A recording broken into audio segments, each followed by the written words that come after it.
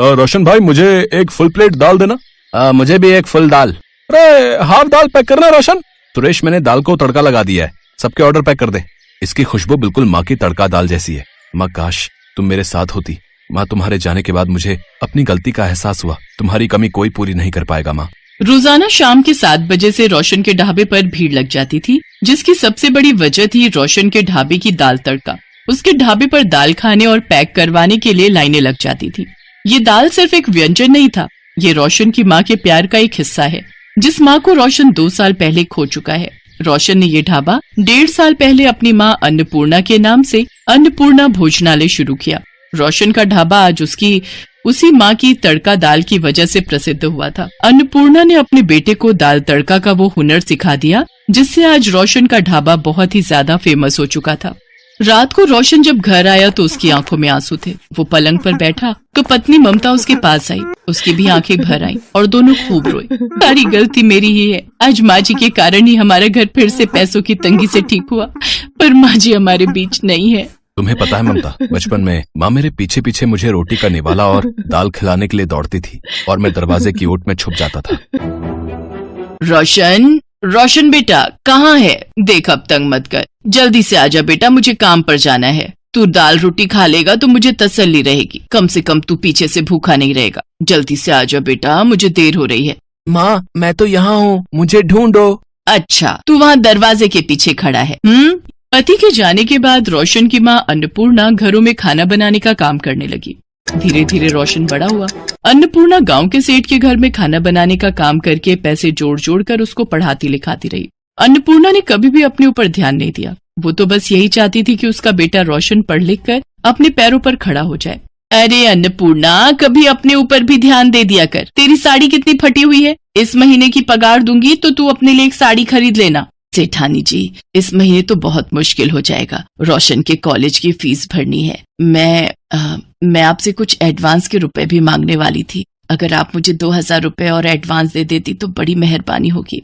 अन्नपूर्णा, वो बात तो ठीक है, मैं दे दूंगी, पर तुझे थोड़ा बहुत अपने लिए भी तो रखना चाहिए। कल का क्या भरोसा, बहू आने के बाद बेटा तुझे भूल जाए और शहर में ही बस जाए। सेठानी जी, मेरा बेटा ऐसा नहीं है। देखना, अच्छी नौकरी मिलते ही वो मुझे शहर ले जाएगा। मैं तो ऐसा ही चाहती हूँ। तूने गरीबी में पैसे जोड़ जोड़ कर अपने बेटे को पढ़ा लिखाई दिया। अच्छा सुन, ये साड़ियाँ लेती जा। तेरी साड़ी बहुत फट गई है, मैं तो अब ये साड़ी पहनती नहीं हूँ, तेरे काम आ जाएगी। शुक्रिया सेठानी। और फिर रोशन शहर में ही पढ़ाई पूरी करके नौकरी करने लगता है। कुछ दिनों तक तो रोशन सेठानी के घर जब अन्नपूर्णा काम पर होती थी तो सेठानी के मोबाइल फोन पर अन्नपूर्णा से बात कर लेता था, पर कुछ समय बाद उसका मोबाइल पर फोन आना बंद हो गया। सेठानी जी, रोशन का कोई फोन तो नहीं आया? बड़े दिन हो गए, उससे बात नहीं हुई। नहीं अन्नपूर्णा, अगर कोई फोन आता तो मैं तुझे बता ही देती। अच्छा, नंबर तो मेरे मोबाइल पर है उसका, तू कहे तो मिलाकर देखूं? हाँ, मिलाकर देख लो सेठानी जी, बड़ी चिंता हो रही है, पता नहीं रोशन किस हाल में है। ठीक है, मैं मिलाती हूँ। सेठानी उस नंबर पर फोन मिलाती है जिस नंबर से रोशन फोन किया करता था, पर फोन नंबर स्विच ऑफ आ रहा था। अगले कई दिनों तक अन्नपूर्णा सेठानी के फोन से उस नंबर पर फोन करवाती रही, पर अक्सर ही वो नंबर स्विच ऑफ आता था। फिर एक दिन किसी लड़की ने उस पर फोन उठाया। हेलो, कौन बोल रहा है? मुझे रोशन से बात करनी है। जी, मैं रोशन की पत्नी ममता बोल रही हूँ। रोशन अभी घर पर नहीं है, वो ऑफिस गए हैं। रोशन की पत्नी? रोशन ने शादी कर ली? जी, 3 महीने पहले ही हमारी शादी हुई है। वैसे आप कौन बोल रही हैं? रोशन से आपको कोई काम है तो मुझे बता दीजिए। रोशन की माँ उससे बात करना चाहती है, वो मेरे घर पर काम करती है, रोशन जानता है मुझे। हेलो, मुझे आपकी आवाज नहीं आ रही। हेलो। अरे, लगता है फोन कट गया।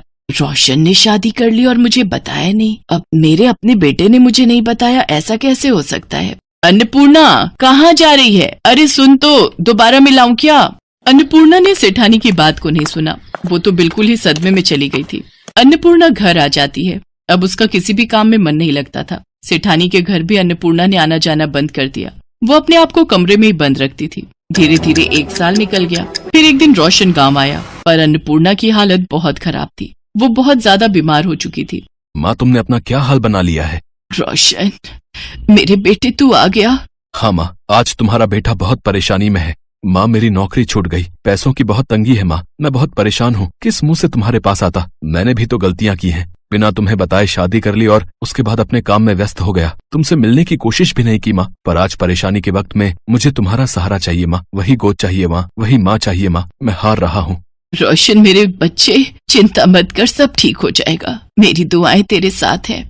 रोशन अपनी माँ की गोद में सिर रखकर बहुत रोता है। अन्नपूर्णा भी अपने बेटे को अपनी छाती से लगा लेती है। अगले दिन रोशन माँ को लेकर शहर आ जाता है। शहर में रोशन के हालात बहुत खराब थे, पर अपनी माँ के हाथों का खाना इतने दिनों बाद खाकर आज रोशन बहुत खुश था। आज इतने दिनों बाद आपके हाथ की दाल खाकर पुराने दिन याद आ गए।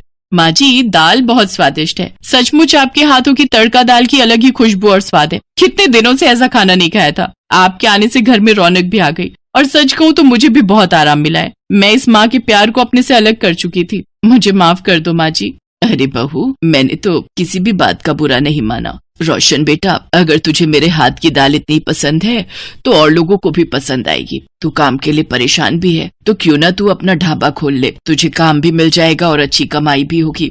माँ वो तो ठीक है, पर मेरे पास अभी इतने पैसे नहीं है कि मैं अपना ढाबा खोल सकूं।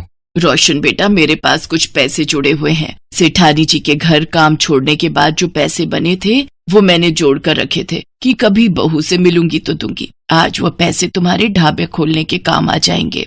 रोशन और ममता की आंखें आंसुओं से भर आती हैं। वो चाहकर भी अन्नपूर्णा के एहसानों को नहीं चुका सकते थे।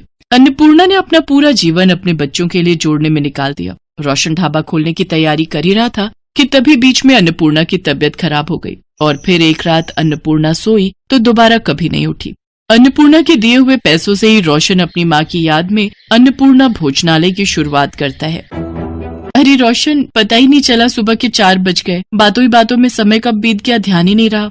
हाँ ममता, माँ की बहुत याद आ रही है। ममता, माँ हमें देख सुन रही होंगी ना?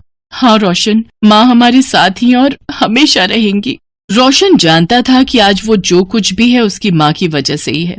तभी तो कहते हैं, लबों पर जिसके कभी बद्दुआ नहीं होती, लबों पर जिसके कभी बद्दुआ नहीं होती, एक माँ ही तो है जो अपने बच्चों से कभी खफा नहीं होती।